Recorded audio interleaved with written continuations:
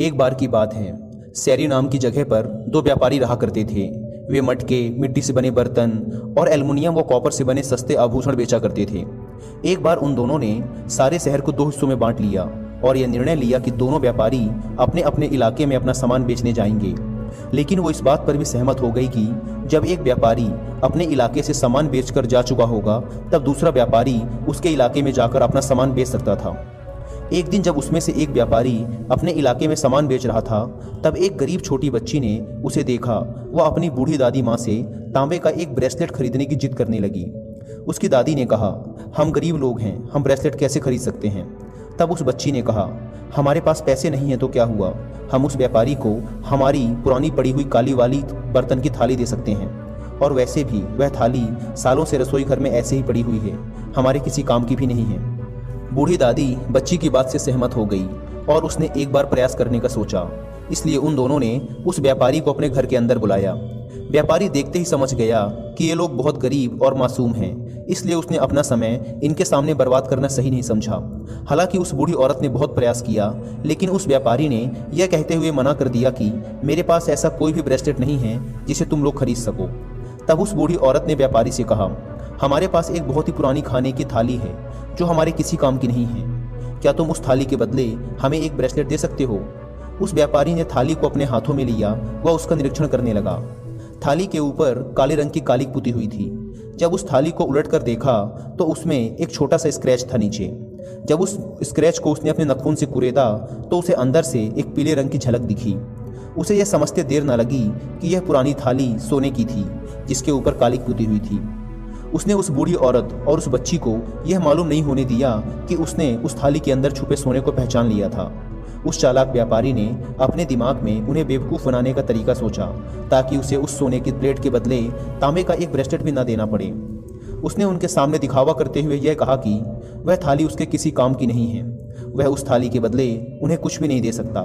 यह कहकर वह थाली वहीं रखकर मन में यह सोचता हुआ वहां से चला गया कि कुछ घंटों बाद वापस आऊँगा तो ये लोग मुझे यह थाली और भी कम कीमत पर देने के लिए तैयार हो जाएंगे। इसी दौरान दूसरा व्यापारी अपने एरिया में सामान बेचने के बाद पहले किए गए एग्रीमेंट के अनुसार पहले व्यापारी के इलाके में सामान बेचने के लिए आता है। जब वह व्यापारी उस घर के सामने से गुजर रहा होता है, तभी वह छोटी बच्ची फिर से अपनी दादी माँ से ब्रेसलेट दिलवाने की जिद करने लगती है। जब वह बूढ़ी औरत इस व्यापारी को देखती है तो सोचती है कि देखने में तो यह भला इंसान लग रहा है, ये पहले व्यापारी के जितना खड़ूस भी नहीं लगता। इसलिए वो उस व्यापारी को घर के अंदर बुलाती है और वह काले रंग की थाली उसे दिखाती है और इसके बदले उससे एक ब्रेसलेट की मांग करती है। जब यह व्यापारी थाली का निरीक्षण कर रहा था तो उसे यह समझते देर न लगी कि इस काले रंग के अंदर यह थाली प्योर सोने की है।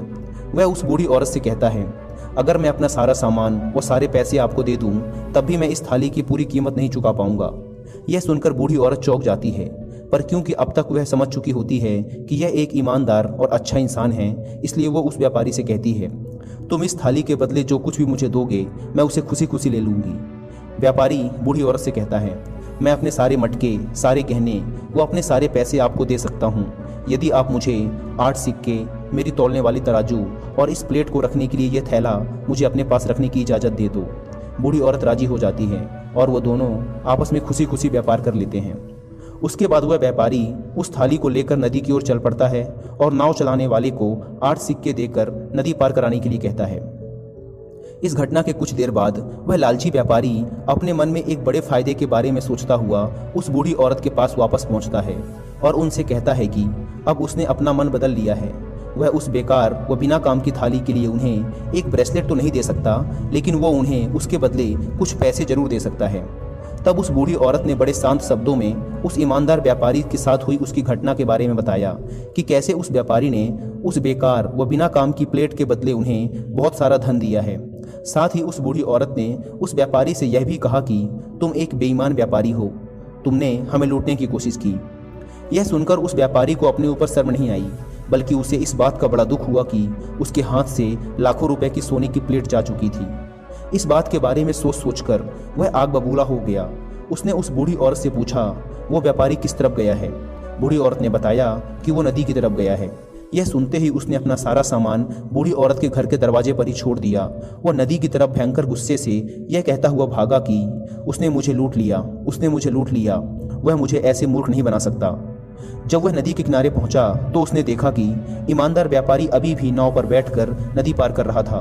वह नदी के किनारे से ही नाव वाले पर गुस्से से चिल्लाया, वापस आओ, नाव को अभी मेरी तरफ लेकर आओ। लेकिन ईमानदार व्यापारी ने नाव वाले को आगे बढ़ते रहने के लिए कहा और उसने ऐसा ही किया। यह देखकर कि उसके सोने की प्लेट वह ईमानदार व्यापारी उससे जीत कर जा चुका था, सोने की प्लेट उससे दूर जा रही है लेकिन वह कुछ नहीं कर पा रहा, वह गुस्से से पागल हो गया। वहीं ऊपर नीचे कूदने लगा, जोर जोर से अपनी छाती पर मुक्के मारने लगा। वह गुस्से में इतनी तेजी से मुक्के मार रहा था कि अचानक उसे जोर की खांसी आई जिसमें खून था। यह देखकर वह घबरा गया, उसे हार्ट अटैक आ चुका था और वहीं उसी क्षण उसकी मौत हो गई। तो दोस्तों, इस कहानी से हमने सीखा कि ईमानदारी ही सबसे अच्छी नीति है।